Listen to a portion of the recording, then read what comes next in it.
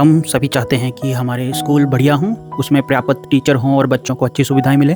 पर जब बात नीतियों में बदलाव की आती है तो क्या हम उसके लिए तैयार होते हैं? क्या सरकार को ऐसी नीतियां बनानी चाहिए जो लोगों को पसंद आए, या फिर डाटा को ध्यान में रख के, ज़मीनी हकीकत को ध्यान में रख कर, बच्चों के लॉन्ग टर्म फ्यूचर को ध्यान में रखकर नीतियाँ बनानी चाहिए? लोकतंत्र में जनता की आवाज़ महत्वपूर्ण है। सरकार को लोगों की समस्याएं सुननी चाहिए, लेकिन क्या हमारी जिम्मेदारी सिर्फ वोट देने तक ही सीमित है? शायद नहीं। हमें सवाल पूछते रहना चाहिए, डेटा को जानना चाहिए, नीति के फ़ायदे और नुकसान को समझना चाहिए। अगर कोई नीति आज हमें कठिन लग रही है, पर ऐसा हो सकता है कि आने वाली पीढ़ी के लिए वो एक अच्छा भविष्य बना सके, तो हमें उस नीति के बारे में खुले मन से विचार करना चाहिए। तो ये उदाहरण है हिमाचल प्रदेश के डिस्ट्रिक्ट कांगड़ा के एक ब्लॉक कोटला का, जहाँ पे 23 पंचायतें हैं और इन 23 पंचायतों में 52 प्राइमरी स्कूल हैं, जहाँ पे 1 से लेकर 5वीं कक्षा तक बच्चे पढ़ते हैं। कुछ पंचायत में 1 स्कूल है, कुछ पंचायत में 2 स्कूल हैं, कुछ पंचायत में 3 स्कूल हैं और कुछ पंचायत में 4 स्कूल हैं। तो इसका मतलब ये है कि एक पंचायत में काफ़ी ज़्यादा छोटे छोटे स्कूल हैं, जहाँ पे काफ़ी कम बच्चे पढ़ रहे होंगे। तो अगर हम टोटल बच्चे जितने पढ़ रहे हैं उनकी बात करें तो 745 बच्चे इन 52 स्कूल में पढ़ रहे हैं, जहाँ पे 118 सैंक्शन पोस्टें हैं टीचर्स की, जिसमें कि 9 टीचर्स अभी वर्किंग हैं और पोस्टें अभी वेकेंट हैं। तो ऐसे देखने में लगता है कि सिर्फ पोस्टें ही खाली हैं, पर अगर हम डाटा को और थोड़ा ध्यान से देखें तो 40 स्कूल ऐसे हैं जहाँ पे सिर्फ 2 टीचर सैंक्शन हैं और 10 स्कूल ऐसे हैं कि जिसमें सिर्फ 3 टीचर सैंक्शन हैं और 2 स्कूल ऐसे हैं जिसमें 4 टीचर सैंक्शन हैं। मतलब किसी भी स्कूल में 5 टीचर सैंक्शन नहीं है और टोटल क्लासेस 1, 2, 3, 4, 5 हैं और उसमें 40 स्कूल ऐसे हैं जिसमें सिर्फ 2 ही टीचर्स हैं। एक हेड टीचर होगा शायद। तो 40 स्कूल ऐसे हैं जिसमें सिर्फ 2 टीचर हैं, मतलब कि एक टीचर में भी हेड टीचर होगा और एक टीचर में भी मिड डे मील को देख रहा होगा। पर हमारे पास 5 टीचर नहीं है। और अगर हम बात करें हिंदी, इंग्लिश और मैथ, 3 टीचर तो होने ही चाहिए जो कि अलग अलग स्पेसिफिकेशन को पढ़ा रहे हों। तो आप सोच सकते हैं कि किसी में इंग्लिश का टीचर नहीं है तो वो आगे जाके इंग्लिश में अच्छा नहीं होगा, किसी स्कूल में हिंदी का टीचर नहीं है तो वो आगे जाके हिंदी में अच्छा नहीं होगा, साइंस का टीचर नहीं है तो साइंस में अच्छा नहीं होगा, मैथ का टीचर नहीं है तो वो मैथ में अच्छा नहीं होगा। तो अभी अगर हम बात करें तो 17 स्कूल ऐसे हैं जिसमें सिर्फ 1 टीचर्स हैं। सैंक्शन 40 स्कूलों में सिर्फ 2-2 टीचर्स हैं, पर पढ़ा रहे हैं 17 स्कूल में 1-1 टीचर। मतलब 17 स्कूल ऐसे हैं जहाँ पे सिर्फ 1 ही टीचर्स है। 27 स्कूल ऐसे हैं जिसमें 2 टीचर्स हैं।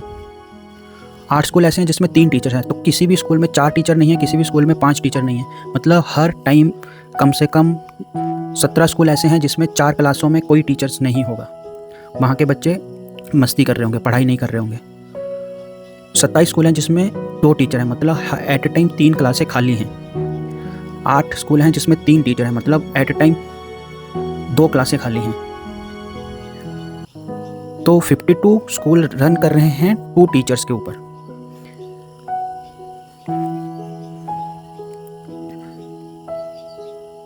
तो अगर हम बात करें कि सिर्फ 21% स्कूल ही 21% पोस्टें ही वेकेंट हैं, वो आंकड़ा एकदम गलत है। बहुत सारे ऐसे स्कूल हैं जिसमें कि 4 टीचर वेकेंट हैं। तो टुडे आज के हिसाब से अगर हम देखें तो एवरेज टीचर पर स्कूल है 1.77, मतलब अप्रोक्सीमेटली 2 टीचर हैं पर स्कूल। जबकि अगर हम एक पंचायत में 1 स्कूल कर दें तो हर इन्हीं रिसोर्स का यूज़ करके, कोई एक्स्ट्रा भर्ती करने की ज़रूरत नहीं है, सिर्फ इन्हीं टीचर्स को और स्कूल को इकट्ठा कर दें, एक पंचायत में 1 स्कूल कर दें, तो इन्हीं टीचरों से हर स्कूल में 4 बच्चे हो सकते हैं, जिससे कि वहाँ पढ़ रहे बच्चों को अच्छा मैथ मिलेगा सीखने को, अच्छी हिंदी मिलेगी, अच्छी इंग्लिश मिलेगी सीखने को। तो अभी हम देख सकते हैं जैसे अन्नी में 3 हैं, बला में 6, बलाई में 6 हैं वर्किंग टीचर। तो फॉर एग्जांपल अन्नी में 3 स्कूल हैं और 3 स्कूल में 3 टीचर हैं, तो हर स्कूल में 1-1 टीचर हुआ। तो इससे वहाँ पे पढ़ रहे जो बच्चे हैं उनको अच्छी शिक्षा नहीं मिल पाएगी, क्योंकि एक ही टीचर साइंस पढ़ाएगा, एक ही टीचर इंग्लिश पढ़ाएगा। 5 क्लासों को इंग्लिश पढ़ा रहा है, मैथ पढ़ा रहा है, हिंदी पढ़ा रहा है, तो वो एट ए टाइम 4 क्लासें तो खाली रह रही है ना। तो अगर उन एक ही पंचायत के 3 स्कूलों को इकट्ठा कर देंगे तो 3 टीचर एक स्कूल में आ जाएंगे और वो हर टाइम 3 क्लास अटेंड कर सकते हैं। हिंदी अलग पढ़ा सकते हैं, इंग्लिश अलग पढ़ा सकते हैं, मैथ अलग पढ़ा सकते हैं। तो उससे एक अच्छी शिक्षा मिल सकती है। सिर्फ हमें करना क्या है कि जो हमारे रिसोर्स हैं उनको ऑप्टिमम यूज़ करना है, कुछ एक्स्ट्रा नहीं करना है। तो हिल में एक्चुअली प्रॉब्लम क्या होती है कि पहाड़ होते हैं, नाले होते हैं, तो कई बार छोटा सा डिस्टेंस भी घूम के जाना पड़ता है, जिससे कि वो काफ़ी लंबा हो जाता है। पर आज के टाइम में लगभग हर गांव तक सड़क पहुंच चुकी है। तो हम जब पंचायतों को, स्कूल को इकट्ठा कर रहे हैं, तो हम एक बस सर्विस यूज़ कर सकते हैं। वो बस सर्विस ऐसा नहीं है कि एक स्कूल के लिए एक बस, हम ऐसा कर सकते हैं कि एक रूट पे एक बस जा रही है, जो हम हर पंचायत के स्कूलों को इकट्ठा कर रहे हैं, तो वो एक बस 3 पंचायतों से होके जा रही है, तो वो 3 पंचायतों के बच्चों को एक जगह ड्रॉप करिए, देन दूसरी जगह ड्रॉप करती है। उससे क्या नुकसान होगा कि बच्चों को थोड़ा जल्दी जाना पड़ेगा। पर आप सोच सकते हैं कि 5 क्लास के स्कूल में अगर एक टीचर है तो उनका कितना टाइम वेस्ट हो रहा है जब एक टीचर दूसरी क्लास में है। तो क्या हम थोड़ा सा टाइम यूटिलाइज़ नहीं कर सकते हैं वहाँ पे? स्कूल में खाली बैठने से अच्छा है कि थोड़ा लेट स्कूल पहुँचें और बेहतर टीचरों से पढ़ें। तो हम क्या कर सकते हैं कि 3-4 गाँव के लिए एक स्कूल बस लगा दें, जिससे कि वो उस रास्ते में जितने भी बच्चे आ रहे हैं उनको ड्रॉप करते हुए आगे वाली पंचायत में जाएं। इससे क्या होगा, ज़्यादा मौके मिलेंगे। अब देखो कि एक स्कूल में अगर 8 ही बच्चे हैं, तो अगर उनको क्रिकेट खेलना है तो वो कैसे खेल पाएंगे? वो कोई भी हॉबी अपनी डेवलप ही नहीं कर पाएंगे। किसी 8 बच्चों में अलग अलग इंटरेस्ट है, किसी को वॉलीबॉल खेलना है, किसी को कबड्डी खेलना है, किसी को क्रिकेट खेलना है, किसी को बैडमिंटन खेलना है, तो कैसे होगा जब बच्चे ही नहीं हैं? पर जब एक पंचायत के बच्चे एक जगह आके पढ़ेंगे तो उससे बच्चों की संख्या ज़्यादा होगी, वो अच्छे हॉबी डेवलप कर पाएंगे, वो एक साथ क्रिकेट खेल सकते हैं, उससे उनके अंदर टीम स्पिरिट आएगी, टीम में खेलने की भावना आएगी, एक साथ होना। अगर आप एक स्कूल में 8 बच्चे हैं तो फिर वो फ़ोन पे ही खेलेंगे, क्योंकि उनको पता ही नहीं है कि 8 लोगों के साथ क्रिकेट खेल सकते हैं। उन्हें सिर्फ क्या पता है कि फ़ोन चलाओ, फ़ोन में एक बच्चा है वो खेल सकता है ईज़िली, उसको किसी और की ज़रूरत नहीं है, तो उसकी हॉबीज़ भी वैसे ही डेवलप होंगी। और हम अब उससे देखो, अगर एक स्कूल, बड़ा स्कूल एक पंचायत में होगा तो उसके आसपास एक स्कूल किताबों की दुकान बन सकती है। वहीं पे अगर आप 5 स्कूल बना दोगे तो वहाँ पे कोई क्यों दुकान खोलेगा किताबों की? क्योंकि उसको पता है कि 2 तो बच्चे हैं यहाँ पे।